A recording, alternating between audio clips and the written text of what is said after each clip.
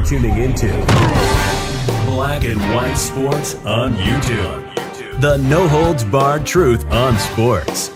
The main event starts now. I am back, Rudrance, for Black and White Sports 2.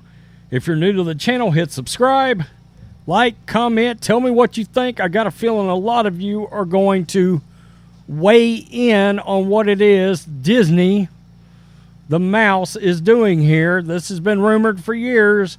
Now it looks like it's moving forward, and this is a move that is going to be a bit of a game changer. It's going to truly change a lot of things.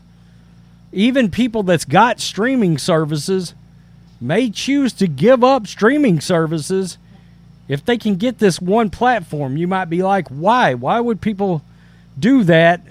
Are people still getting ESPN? Well, look, a lot of people have left ESPN except for one thing, and that's Monday Night Football. Monday Night Football and, of course, ESPN Plus. It's where the UFC is right now, okay? And we've talked about the fact we'd love to see Dana get away from ESPN. But as of right now, yeah, it's NFL draft coverage. It's Monday Night Football. It's going to be a playoff game usually. And at some point, they're going to get the Super Bowl. So this has been a massive slice of your cable bill or of your streaming bill. Well, it's happening, it looks like.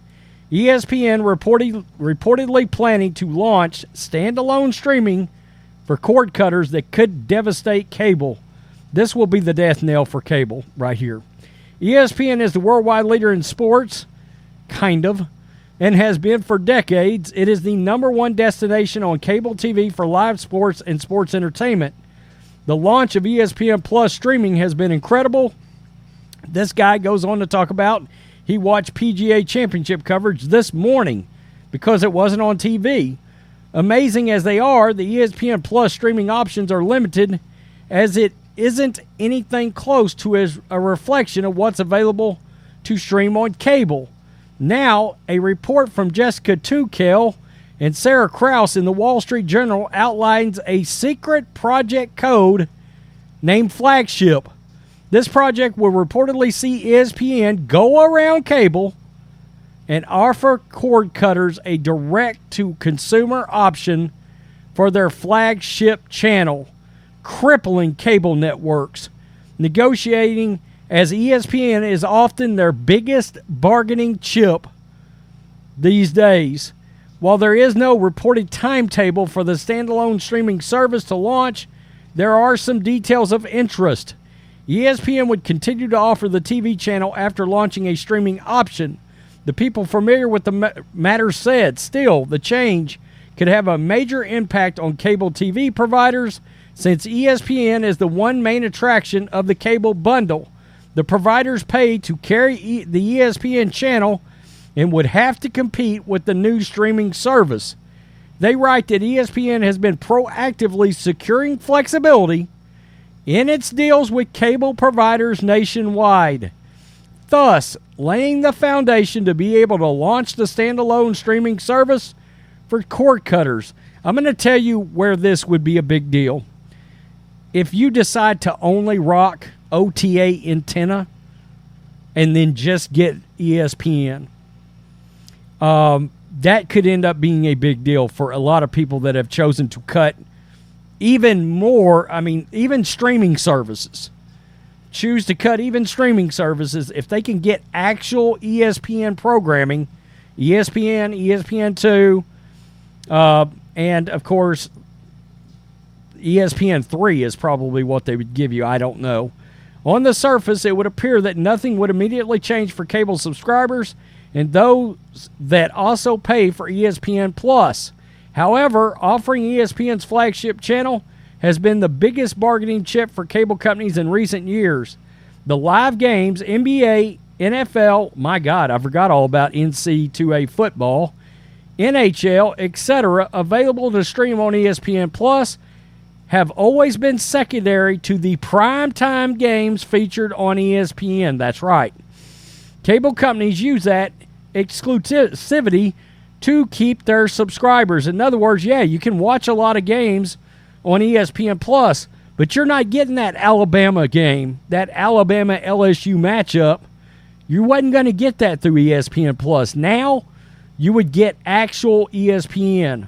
The report in the Wall Street Journal points out that ESPN gets a $9.42 slice of the average cable bill. And that's actually a low estimate because for years, and maybe it's went down, but there was a time when I swear it was more like $19.99. Regardless of whether a household watches sports or not, it goes on to state ESPN only earns about 49 cents from each streaming subscriber. There are a lot of factors that could impact the eventual pricing of Flagship, in which deals with major sports networks ESPN/Disney maintains. They state that roughly 74 million households in America have access to ESPN through cable, but anywhere from 4 to 5 million households are cutting the cord each year. I can't believe it's that low. Interestingly, ESPN's bargaining power with cable networks has shrunk significantly in the past year. The report states that income from Disney's traditional television networks, including ESPN, fell significantly to $1.8 billion from $2.8 billion a year earlier quarter. It is certainly worth keeping an eye on Flagship, as it could be a game changer in coming years. Wow. And guys, we have been as critical about ESPN as anybody. And far as ESPN studio shows, for example, the Pat McAfee show is going to ESPN. Sorry, Pat, I'm not watching it anymore. Anything that gives actual commentary, like ESPN studio shows, a.k.a. First Take, Around the Horn, PTI, all these shows I used to love and used to watch every single freaking day. I don't watch any of them anymore because they've all went woke and they've all went political. But then there's still the actual live sports. And in fact, if it wasn't for actual live sports, I would contend ESPN would be a dead duck. Because that's about all they got left. SEC football and the NFL, right? I mean, look, so many people are out on the NBA, and the NHL didn't have the audience of any of them. And, of course, they do have some UFC programming over there. I refuse to watch their studio programming, but their live shows, like Monday Night Football, it's the only reason that I ever switch over to ESPN is a big SEC football game or Monday Night Football. Everything else I'm out on. But this is a massive game changer because a lot of people have kept their cable because of ESPN. And their satellite, too, I guess, like Dish Network. I don't know. Tell me what you think. This has been coming down the pipe, but it seems like now it's starting to steamroll. I read the other day where this is a major priority for Bob Iger. God, I hate Disney. I wish there's been talk that Disney would sell ESPN. I wish they would say, Elon Musk, buy ESPN and make it into the greatest sports network ever. Peace. I'm out. Till next time. Thanks for watching the show. Be sure to like, comment, and subscribe. Be sure to tune in next time on Black and White Sports.